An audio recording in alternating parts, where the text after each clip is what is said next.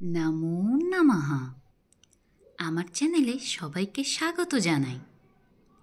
আজ আবারও একটি শব্দের রূপসিদ্ধি নিয়ে আমি আপনাদের সামনে চলে এসেছি। চলুন তাহলে দেখে নিই আজকের রূপসিদ্ধিতে কোন শব্দটি আছে। আজ আমরা পাবক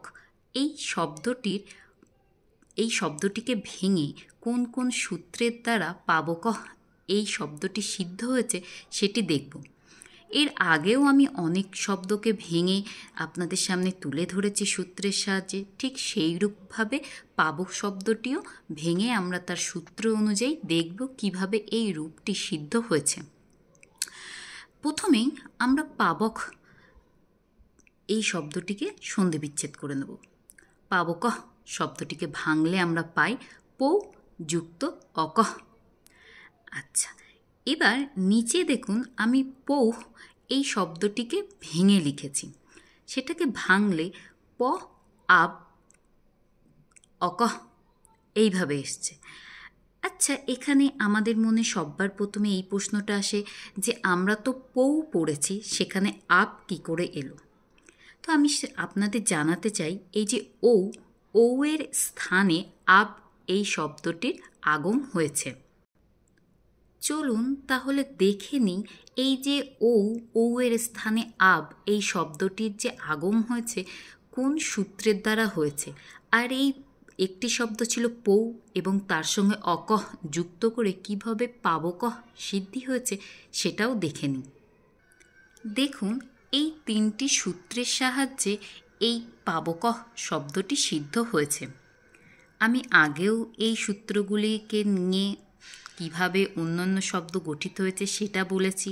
সূত্রের সংখ্যাও নিচে দেওয়া আছে। বৈয়াকরণ পাণিনির তার অষ্টাধ্যায়ী অবলম্বনে প্রথম অধ্যায়ের প্রথম পাদের ৬৬ নম্বর সূত্র, প্রথম অধ্যায়ের তৃতীয় পাদের ১০ নম্বর সূত্র এবং ষষ্ঠ অধ্যায়ের প্রথম পাদের ৭৮ নম্বর এই যে সূত্রটি আছে, এই তিনটি সূত্রের যোগেই পাবকহ শব্দটি সিদ্ধ হয়েছে।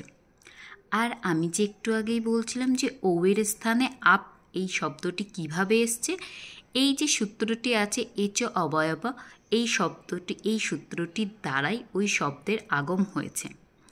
এই সূত্রগুলি সবকটাকে ভেঙে তার অর্থ সেই সূত্রে কি বলতে চেয়েছেন পাণিনি সেটি আমি আপনাদের সামনে অবশ্যই অন্য ভিডিওতে তুলে ধরব। এইভাবেই সূত্রগুলির সাহায্যে আপনারা যদি পাবক শব্দটিকে ভেঙে আমি যেটুকু বললাম সেটুকুই আপনারা যদি এক্সাম হলে লেখেন তাহলে আপনারা পুরোপুরি সম্পূর্ণ যে তার জন্য মার্কস আছে সেটি পাবেন। কারণ রূপসিদ্ধির ক্ষেত্রে এটাই দেখা হয় যে শব্দটিকে কিভাবে ভেঙে এবং বিশেষত কোন কোন সূত্রের সাহায্যে এই শব্দটিকে ভাঙছেন সেটি যদি আপনি জানেন বা যিনি খাতা দেখবেন তার সামনে তুলে ধরতে পারেন তাহলে এটাতে ফুল মার্কস আপনারা পাবেন। আজকের ভিডিও আমি এখানেই শেষ করছি। আশা করি আপনাদের সূত্রগুলি বুঝতে খুবই সুবিধা হয়েছে। এই রকমই অন্য সূত্র এবং শব্দের রূপসিদ্ধি জানতে আমার চ্যানেলটিকে অবশ্যই সাবস্ক্রাইব করে রাখুন। দেখা হচ্ছে আগামী ভিডিওতে।